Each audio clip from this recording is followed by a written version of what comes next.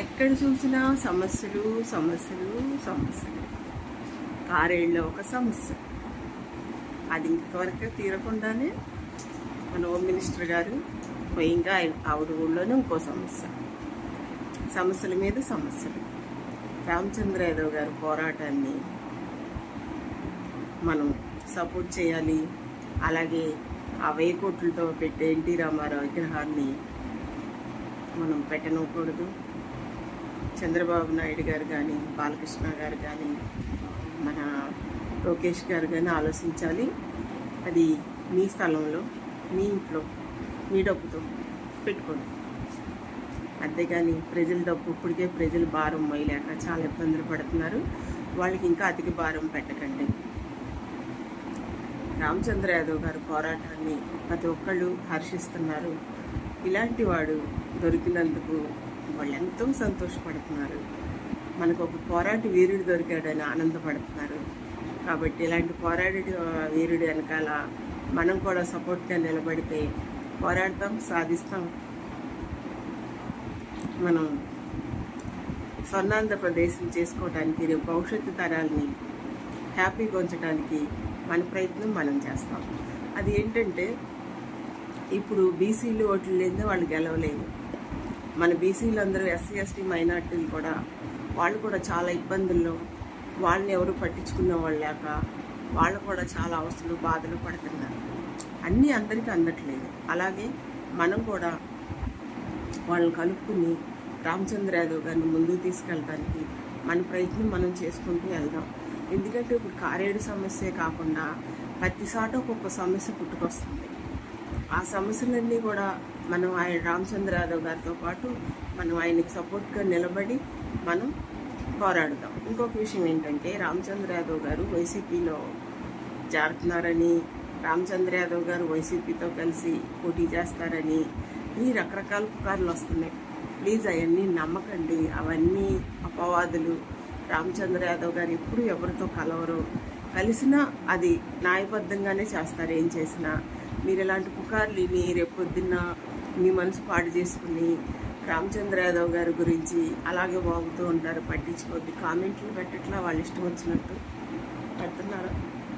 NT Ramarao విగ్రహం సమస్య ఇంకా మార్చిపోలేదు, కోర్టులో జరుగుతుంది.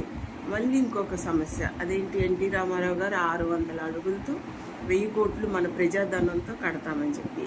అయ్యా చంద్రబాబు నాయుడు గారు, మేమంతా ఆ రోజు మీరు అసెంబ్లీలో మిమ్మల్ని అవమానించారని చెప్పి మీరు ఏడిస్తే మీ బాధ మా బాధగా మేము తీసుకుని మిమ్మల్ని ఓట్లేసి గెలిపించామయ్యా.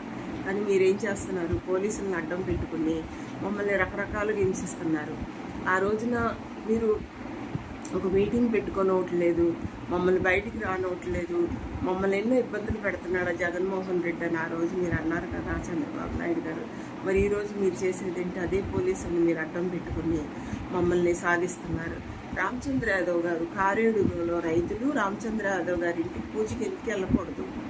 వాళ్ళకి మన ఏ రాష్ట్రంలోనూ లేనిది మనం మన మన మన ఆంధ్రాలో మనం ఎక్కడికైనా వెళ్ళే స్వతంత్రం మనకు ఉంది. అంతేగాని ఇలా నిర్బంధించే రాజకీయ నాయకుడు ఇంతవరకు రాలేదు. వాళ్ళు ఎక్కడికి వెళ్తే మీకెందుకు? రామచంద్ర యాదవ్ గారి దగ్గరికి వెళ్తారో లేకపోతే ఇంకోసాటికి వెళ్తారో అది వాళ్ళ ఇష్టం. మీరు వాళ్ళ పొలాలు తీసుకుంటానంటమే తప్పు. వాళ్ళు ఎలా నిర్బంధిస్తారు చెప్పండి? ఇది తగునా మీకు? ఆ రోజున మీరు అసెంబ్లీలో ఏడిస్తే, మీరు మిమ్మల్ని జైల్లో పెడితే, మా ఇంట్లో మనిషిని తీసుకెళ్ళి జైల్లో పెట్టినట్టు మీరు అసెంబ్లీలో ఏడిస్తే, మా ఇంట్లో మనిషికి కష్టం వస్తే బాధపడినట్టుగా బాధపడ్డాం. మీకోసం మేము రోడ్డు మీద నుంచున్నాం, మీకోసం మేము పోరాడాం. మీకు బెయిల్ వస్తే మా ఇంట్లో మనిషికి బెయిల్ వచ్చినంత ఆనందపడిపోయాం. ఇంత జరుగుతుంటే మీరు మా గురించి ఎందుకు ఆలోచించట్లేదు చంద్రబాబు నాయుడు గారు? మీరు ప్రజలు వేసే ఓట్లతో గెలిచి మీరు ఒక నిర్ణయం తీసుకున్నప్పుడు ప్రజల అభిప్రాయం ఎందుకు కనుక్కోరు? మీరు మీ ఇష్టం వచ్చినట్టు మీరు ఎలా చేయగలుగుతారో చెప్పండి. ఆ రోజున మేమందరూ కూడా మీ ఏపీ కష్టాల్లో పడిపోతుంది, ఏపీని కాపాడుకుందాం అని చెప్పే కదా మీకు మేము సపోర్ట్ చేసాం. కానీ మీరు ఏం చేస్తున్నారు చెప్పండి? మీరు ఏపీని మీ ఇష్టం వచ్చినట్టుగా మీరు నిర్ణయాలు తీసుకుంటూ మీ ఇష్టం వచ్చినట్టుగా మీరు చేస్తున్నారు. అది ఎంతవరకు కరెక్ట్? అసెంబ్లీలో అబద్ధాలు, అసెంబ్లీలో మీరు కొట్టుకోవటం, అసెంబ్లీలో మీరు తిట్టుకోవటం. ప్రజల గురించి ఏం చేస్తున్నారు? మీరు ఉచిత పథకాలు ఇస్తానన్నారు. ఓకే, మీ ఇష్టం, ఉచిత పథకాలు ఇస్తా అన్నారు, సంతోషం, హ్యాపీ. అది ఏం చేయాలి? మీరు లాభం తీసుకొచ్చి మీరు ఏదన్నా బిజినెస్లోనో లేకపోతే పెట్టుబడుల్లోనో లేకపోతే ఏదో రకంగా మీరు లాభాలు తీసుకొచ్చి మీరు ఉచిత పథకాలు ఇచ్చుకోవాలి. అంతేగాని మా సొమ్ము మా మీద భారాలు వేసేసి, మా మీద ట్యాక్స్లు వేసేసి, మమ్మల్ని కష్టాలు పాలు చేస్తూ మీరు ఉచిత పథకాలు ఇస్తే అది ఎలా ప్రజలు ఆమోదిస్తారనుకుంటున్నారు చంద్రబాబు నాయుడు గారు? మీరు ఉచిత పథకాలు ఇస్తారని ప్రజల సొమ్ముతోనే మీరు ఉచిత పథకాలు ఇచ్చేటప్పుడు మీరు ఇచ్చేదేంటి? మాకు అవన్నీ తగ్గించి ఉచిత పథకాలు తీసేయండి. మా బాధలు ఏదో మేము పడతాం. ఉచిత పథకాలు అంటే అందరికీ అందుతాయా? అందరికీ అందనిస్తారా? మీరు ఒకటి గమనించండి, పింఛన్లు ఎంతమందికి అందుతున్నాయి, ఎంతమందికి అందట్లేదో మీకు తెలుసా? ఇంటి స్థలాలు ఎంతమందికి వచ్చిన వాళ్ళకి వస్తే అమ్ముకున్నారో మీకు తెలుసా? అన్నీ వచ్చిన వాళ్ళకే మీరు దారాదత్తం చేస్తే రానోళ్ళ పరిస్థితి ఏంటి చెప్పండి? రామచంద్ర యాదవ్ గారు ఎంత ప్రజల కోసం కష్టపడుతున్నారు. మన తగ్గిలు పాడింది 10,000 చొప్పున సొంత డబ్బు ఇచ్చారు. అతనేమో రాజకీయ నాయకుడు కాదు, ఇప్పుడు రాజకీయంలోకి వచ్చారు. అంతకుముందు రాజకీయంలో ఎమ్మెల్యేగానో ఎంపీగానో గెలిచి పోగేసుకోవాలి. తన కష్టార్జితం 10,000 రూపాయల చొప్పున ఇచ్చారు. అలాగే ఎక్కడికి వెళ్ళినా సరే వాళ్ళ కష్టం చెప్పుకుంటూ వాళ్ళని ఆదుకుంటున్నారు. మరి ఈ రోజున ఆయన్ని ఎక్కడికన్నా వెళ్తానంటే 144 సెక్షన్ రెడీగా ఉంటుంది.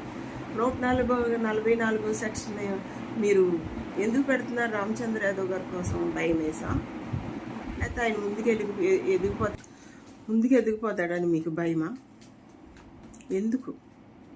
ఎందుకు మీరు ఉచిత రామచంద్ర యాదవ్ గారు ఎక్కడికన్నా వెళ్తానంటే 144 సెక్షన్ ఎందుకు పెడుతున్నారు? ఆయన ఒక రాజకీయ నాయకుడు, ఆయన ఒక పార్టీ పెట్టాడు, ఆయన రాష్ట్ర అధ్యక్షులు, ఆయనకి మీరు గౌరవం ఇవ్వాలి కదా, ఇవ్వరా? రోజులన్నీ ఒకేలాగా కాదు. ఈ రోజు మీ చేతిలో ఉన్నది రేపు నా చేతిలోకి రావచ్చు. ఒకటి గుర్తుపెట్టుకోండి, కమ్మ పోతే రెడ్డి పోతే కమ్ము అనేసి మన ఒక వీడియో వచ్చింది, నవ్వు వచ్చింది. ఆ వీడియో స్టూడెంట్స్ మాట్లాడారు, అద్భుతంగా మాట్లాడారు, అద్భుతమైన క్వశ్చన్స్ వేశారు. మరి మీరు మారరా? చెప్పండి. మారాలి. బీసీలు మీతోనే ఉంది, మీతోనే రాజ్యాధికారం ఉంది. ఎస్సీ ఎస్టీ మైనార్టీలు కూడా చాలా ఇబ్బందుల్లో ఉన్నారు. వాళ్ళకు కూడా మనం చేయూతనివ్వాలి, వాళ్ళని కూడా కలుపుకుని మనం ముందుకెళ్ళాలి. రామచంద్ర యాదవ్ గారిని మనం ఎమ్మెల్యేని చేయాలి, తర్వాత సీఎంని చేయాలి. బ్యాడ్ కామెంట్లు పెడుతుంటే రామచంద్ర యాదవ్ గారు మౌనంగా ఎందుకు చూస్తూ ఊరుకుంటున్నారు తెలుసా? రేపు పొద్దున్న ప్రజలే తెలుసుకుంటారు.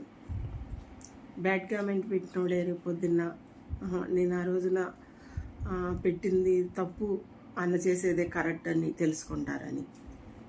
రేపు కమిటీలు వేసిన తర్వాత ఎవరి బాధ్యతలు వాళ్ళకి వస్తాయి. ఎవరి పనులు వాళ్ళు చేసుకుంటూ మనం ముందుకెళ్ళి రాజ్యాధికారాన్ని తెచ్చుకోవాలి. రామచంద్ర యాదవ్ గారిని సీఎంని చేయాలి. చాలా బాధ్యతలు ఉన్నాయి మనకి. అవన్నీ మనం నెరవేర్చాలి అని అంటే ఆయన సపోర్ట్ చేయాలి. ఆయన సింగిల్గా వచ్చారు, ఏ రాజకీయాన్ని అడ్డం పెట్టుకుని రాలా. తాతల్ని, తండ్రుల్ని, ముత్తాతల్ని ఎవరిని అడ్డం పెట్టుకోవాలా, ఊరు సొమ్ము వేసుకోవాలా. తన కష్టార్జితం ఈరోజు 10 పైసా ఖర్చు పెట్టేది తన కష్టార్జితం. అర్థం చేసుకుంటారని ఒక ఆడబిడ్డగా, మీ సోదరిగా నేను మీకు చెప్తున్నాను. మీరందరూ కూడా ఒకసారి ఆత్మ పరిశీలన చేసుకోండి. ఈ రోజున కుల పెద్దలందరూ మారాలి. మీరు మారకపోతే యూత్ కప్ చెప్పేయండి. వాళ్ళు రేపు భవిష్యత్తు తరాలకి యూత్ అవసరమే ఉంది. మీ అవసరం, మీరు పార్టీలకి బానిసలు అయిపోయారు. మిమ్మల్ని నమ్ముకుంటే మా బతుకు అదోగతే, యూత్ బతుకు అదోగతే. ఈ రోజుకి మీలో మార్పు రాల. రామచంద్ర యాదవ్ గారు పార్టీ పెట్టి 2 సంవత్సరాలైనా మీరు ఎంతవరకు మారలా. మీరు మారకపోతే వదిలేసేయండి. అంతేగాని మా నాశనానికి మీరు కారకులు కావద్దు. మీరు తప్పుగా అర్థం చేసుకోవద్దు. మీరు కుల పెద్దలు, మీరు నడిపిస్తారు, మేము నడుస్తామనే కదా మీకు బాధ్యతలు చెప్పింది. అంతేగాని మీరు మమ్మల్ని అట్టేట్లో ముంచేస్తారని అయితే కాదు. మీరు అర్థం చేసుకుంటారని చెప్పేసి మేము కోరుకుంటున్నాం. మీరు తప్పుగా అయితే భావించొద్దు. మీరు కూడా ఒకసారి ఆత్మ పరిశీలన చేసుకోండి. యూత్ కప్ చెప్పండి. మీరు తప్పుకోండి, లేదా మీరు సవ్యంగా నడవండి. మీరు రాజకీయ పార్టీలకి బానిసలు అవ్వద్దు. ఇప్పుడు వరకు మీరు వాళ్ళకి బానిసలు అయ్యి మీరు సంపాదించుకున్న మూట చాలు. ఇంకా అదే మూట కోసం మా జీవితాలు నాశనం చేయకండి, యూత్ జీవితాలు నాశనం చేయకండి, భవిష్యత్తు తరాల జీవితాలు నాశనం చేయకండి. మేము మీకు అది విన్నవించుకుంటున్నాం. మీరు తప్పుగా భావించినా బాధ లేదు, ఒప్పుగా భావించితే ఇంకా సంతోషం. మీరు మీ వెనక మేము నడుస్తున్నాం కాబట్టి మా బాధ్యతలు కూడా మీరు తీసుకోవాలి. యూత్కి పట్టం కట్టండి, యూత్ని ముందుకు తీసుకెళ్ళండి. యూత్తోనే ఉంది రామరాజ్యం. రామచంద్ర యాదవ్ గారి వెనకాల యూత్ నడిస్తేనే మనం రామరాజ్యాన్ని తెచ్చుకోగలం. రామచంద్ర యాదవ్ గారు ఎంత కష్టపడుతున్నారో చూస్తున్నారు కదా. మనం కూడా కష్టపడదాం, ఆయన సీఎంని చేద్దాం. మీరు నేను చెప్పిన ప్రతి ఒక్కటి ఆలోచిస్తారని మీ ఆడబిడ్డగా మనస్ఫూర్తిగా మిమ్మల్ని రిక్వెస్ట్ చేస్తున్నాను. ప్లీజ్ అర్థం చేసుకోండి, ఆలోచించండి. మన బీసీల రాజ్యం తెచ్చుకుందాం. ఎస్సీ ఎస్టీ మైనార్టీని కలుపుకుని వాళ్ళకు కూడా ఒక మంచి స్థానాన్ని, ఒక మంచి బాధ్యతలను అప్పచెప్తాం. జై భారత చైతన్య యువజన పార్టీ, జై రామచంద్ర యాదవ్, జై బీసీ.